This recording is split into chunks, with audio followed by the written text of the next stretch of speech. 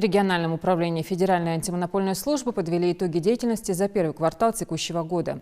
Осуществляя контроль в сфере соблюдения антимонопольного законодательства, Ингушский УФАС демонстрирует положительную динамику по сравнению с 2019-м, отметил заместитель главы управления.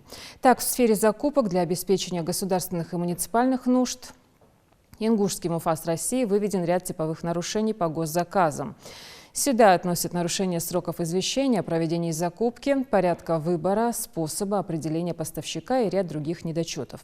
Что касается государственного контроля закона о рекламе, то с начала 2020 года и по настоящее время антимонопольной службой вынесено одно решение о нарушении требований законодательства.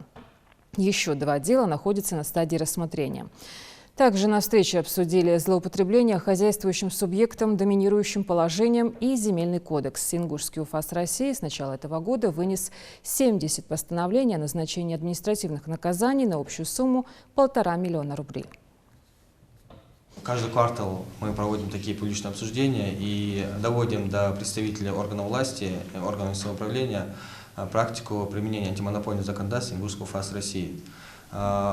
Вся эта работа проводится в целях сокращения нарушений, так как если представители органов власти, органов местного управления знают нашу практику, они в дальнейшем в своей деятельности не допускают нарушений, которые были озвучены в наших публичных обсуждениях.